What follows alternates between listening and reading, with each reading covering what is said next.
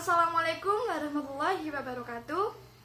Saya Jessica Aldiana Putri, absen 14 dari kelas 10 MIPA 3 SMA Negeri 1 Kota Pasuruan.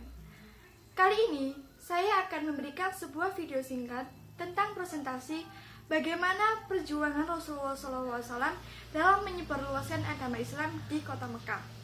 Yuk langsung aja simak videonya.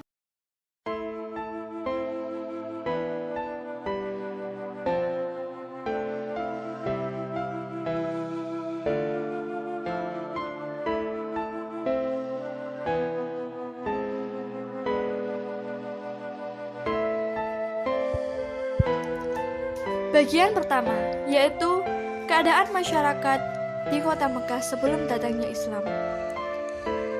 Objek dakwah Rasulullah SAW pada awal kenabian adalah masyarakat Arab Jahiliyah atau masyarakat yang masih berada dalam kebodohan.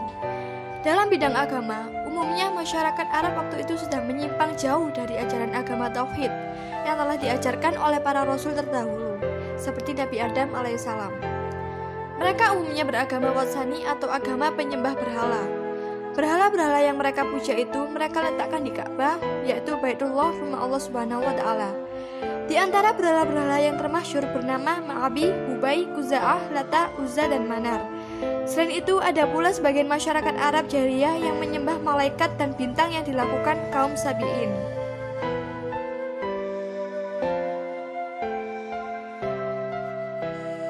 Tujuan dakwah Rasulullah.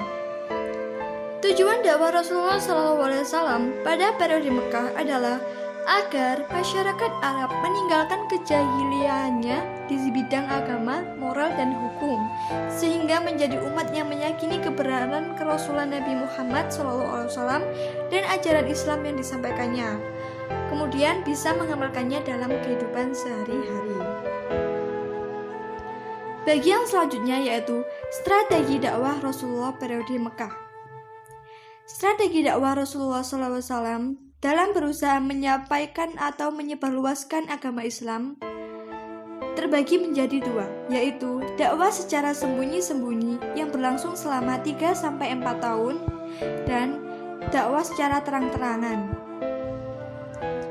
Kemudian pengangkatan Nabi Muhammad SAW sebagai Rasul. Pengangkatan Muhammad sebagai Nabi atau Rasul Allah Subhanahu wa Ta'ala terjadi pada tanggal 17 Ramadan 13 tahun sebelum hijrah, yaitu 610 Masehi, tatkala beliau sedang bertahnus di Gua Hira. Waktu itu beliau genap berusia 40 tahun. Gua Hira terletak di Jabal Nur, beberapa kilometer sebelah utara kota Mekah. Muhammad diangkat Allah Subhanahu wa Ta'ala sebagai nabi atau rasulnya, ditandai dengan turunnya malaikat Jibril untuk menyampaikan wahyu yang pertama kali, yakni Al-Quran surah Al-Alaq 1-5. Turutnya ayat Al-Quran pertama tersebut dalam sejarah Islam dinamakan Nuzul Al-Quran.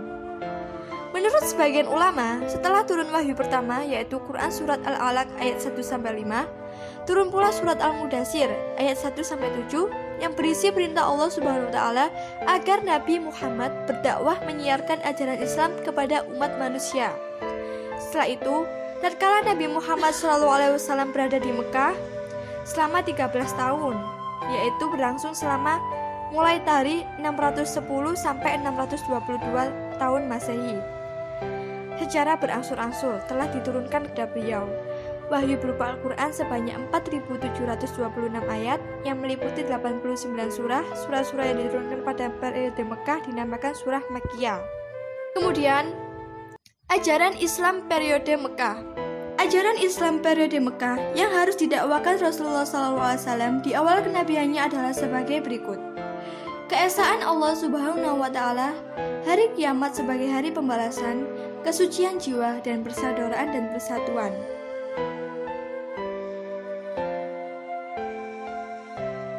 Dakwah secara sembunyi-sembunyi, Rasulullah SAW menyeru untuk masuk Islam orang-orang yang berada di lingkungan rumah tangganya sendiri dan kerabat serta sahabat dekatnya.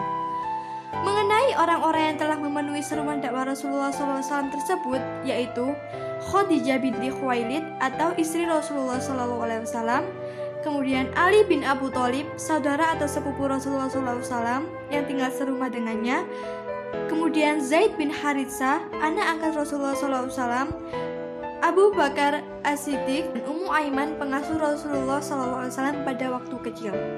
Abu Bakar As-Siddiq juga berdakwah ajaran Islam sehingga ternyata beberapa orang kawan dekatnya menyatakan diri masuk Islam. Mereka adalah Abdul Ammar dari Bani Zuhra, Abu Ubaidah bin Jarrah dari Bani Haris, Utsman bin Affan, Zubair bin Awan, Sa'ad bin Abu Waqqas, Talha bin Ubaidillah. Orang-orang yang masuk Islam pada masa dakwah secara sembunyi-sembunyi dinamakan dengan As-Sabiqunal Awwalun atau pemeluk Islam generasi awal. Cara kedua, yaitu dakwah secara terang-terangan. Dakwah secara terang-terangan ini dimulai sejak tahun keempat dari kenabian, yakni setelah turunnya wahyu yang berisi perintah Allah Subhanahu wa Ta'ala agar dakwah itu dilaksanakan secara terang-terangan. Dalam dakwah secara terang-terangan terbagi menjadi dua tahap. Yang pertama, mengundang kaum kerabat keturunan dari Bani Hashim untuk menghadiri jamuan makan dan mengajak agar masuk Islam. Walau banyak yang belum menerima agama Islam, ada 3 orang kerabat dari kalangan Bani Hashim yang sudah masuk Islam, tetapi merahasiakannya. Mereka adalah Ali bin Abu Thalib, Ja'far bin Abu Thalib, dan Zaid bin Haritsah. Kemudian yang kedua yaitu Rasulullah SAW mengumpulkan para penduduk kota Mekah, terutama yang berada dan bertempat tinggal di sekitar Ka'bah untuk berkumpul di Bukit Syafa. Pada periode dakwah secara terang-terangan ini telah menyatakan diri masuk Islam dari kalangan kaum kafir Quraisy, yaitu Hamzah bin Abdul Muthalib atau paman Nabi SAW dan Umar bin Khattab. Hamzah bin Abdul Muthalib masuk Islam pada tahun ke-6 dari kenabian, sedangkan Umar bin Khattab pada tahun 581 sampai 644 Masehi. Rasulullah SAW menyampaikan seruan dakwahnya kepada para penduduk di luar kota Mekah. Sejarah mencatat bahwa penduduk di luar kota Mekah yang masuk Islam antara lain Abu Dzar Al-Ghifari, seorang tokoh dari kaum Ghifar, Tufail bin Amr Ad-Dausi, seorang penyair terpandang dari kaum Daus. Dakwah Rasulullah SAW terhadap penduduk Yathrib atau Madinah. Kemudian, gelombang pertama tahun 620 Masehi telah masuk Islam dari suku Aus dan Khazraj sebanyak 6 orang. Gelombang kedua tahun 621 Masehi sebanyak 13 orang, dan pada gelombang ketiga, yaitu tahun berikutnya, lebih banyak lagi. Di antaranya Abu Jabir Abdullah bin Amr, pimpinan kaum Salama. Pertemuan umat Islam Yathrib dengan Rasulullah SAW pada gelombang ketiga ini terjadi pada tahun ke-13 dari kenabian dan menghasilkan Bai'atul Aqobah. Isi Bai'atul Aqobah tersebut merupakan pernyataan umat Islam Yathrib bahwa mereka akan melindungi dan membela Rasulullah SAW. Selain itu, mereka memohon kepada Rasulullah SAW dan para pengikutnya agar berhijrah ke Yathrib. Berikutnya, reaksi kaum kafir Quraisy terhadap dakwah Rasulullah SAW.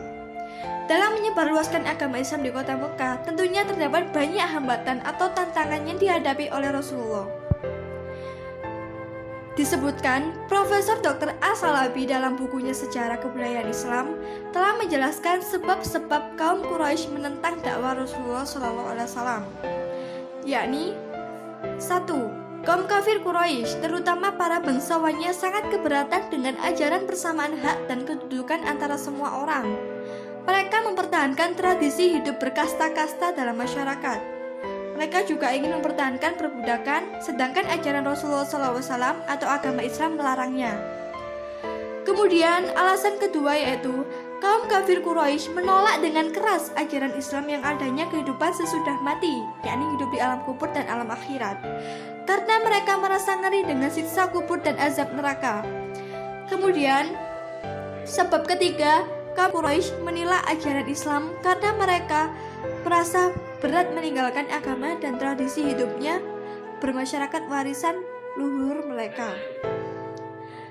Sebab keempat, kaum kafir Quraisy menentang keras dan berusaha menghentikan dakwah Rasulullah SAW karena Islam melarang menyembah berhala. Usaha-usaha kaum kafir Quraisy untuk menolak dan menghentikan dakwah Rasulullah SAW bermacam-macam. Di antara lain, para budak yang telah masuk Islam seperti Bilal, Amr bin Fuhairah, Ummu Ubais An-Nahdiyah, dan anaknya Al-Muaimil dan Az-Zahina disiksa oleh para pemiliknya atau kaum kafir Quraisy di luar batas peri kemanusiaan. Kaum kafir Quraisy mengusulkan pada Nabi Muhammad SAW agar permusuhan di antara mereka dihentikan. Caranya, suatu saat kaum kafir Quraisy menganut Islam dan melaksanakan ajarannya. Di saat lain, umat Islam menganut agama kaum kafir Quraisy dan melakukan penyembahan terhadap berhala. Dalam menghadapi tantangan dari kaum kafir Quraisy, salah satunya Nabi Muhammad SAW menyuruh 16 orang sahabatnya termasuk ke dalamnya Utsman bin Affan dan 4 orang wanita untuk berhijrah ke Habasyah atau Ethiopia. Karena pada masa itu, Raja Negus di negeri itu memberikan jaminan keamanan. Peristiwa hijrah yang pertama ke Habasyah terjadi pada tahun 615 Masehi. Suatu saat, ke-16 orang tersebut kembali ke Mekah karena menduga keadaan di Mekah sudah normal dengan masuk Islamnya salah satu kaum kafir Quraisy, yaitu Umar bin Khattab. Namun, dugaan mereka sangat meleset atau menyimpang karena ternyata Abu Jahal lebih kejam lagi. Akhirnya, Rasulullah SAW menyuruh sahabatnya kembali ke Habasyah yang kedua kalinya. Saat itu dipimpin oleh Ja'far bin Abu Thalib. Pada tahun ke-10 dari kenabian, yaitu 619 Masehi, Abu Thalib, paman Rasulullah SAW dan pelindungnya wafat. 4 hari setelah itu, istri Nabi Muhammad SAW juga telah wafat. Dalam sejarah Islam, tahun wafatnya Abu Thalib dan Khadijah disebut A'mul Husni atau tahun duka cita. Setelah turunnya perintah Allah untuk berhijrah ke negeri Habasyah, kemudian turun lagi perintah dari Allah untuk hijrah ke kota Madinah, yaitu Rasulullah beserta para sahabatnya hijrah ke Madinah dan membangun Masjid Quba. Masjid ini dijadikan sebagai tempat sholat dan tempat menyusun tugas-tugas dakwah. Rasulullah berdakwah sampai akhir hayatnya hingga akhirnya Rasulullah wafat pada hari Senin 12 Rabiul Awal tahun 11 Hijriah di usianya yang ke-63 tahun. Semua perjuangan Rasulullah telah membawa Islam dari zaman jahiliyah menuju peradaban Islam yang cerah.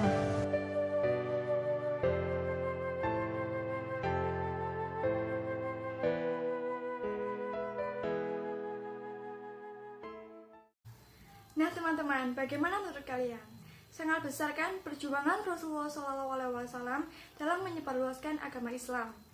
Hal tersebut tentu saja menjadi bukti nyata untuk kita yaitu umat Nabi agar senantiasa menegakkan, membela dan mengembangkan ajaran-ajaran Nabi Muhammad SAW dengan selalu percaya akan kehadiran pertolongan dari Allah Subhanahu wa Ta'ala dan melakukan hal-hal kebajikan di dunia ini.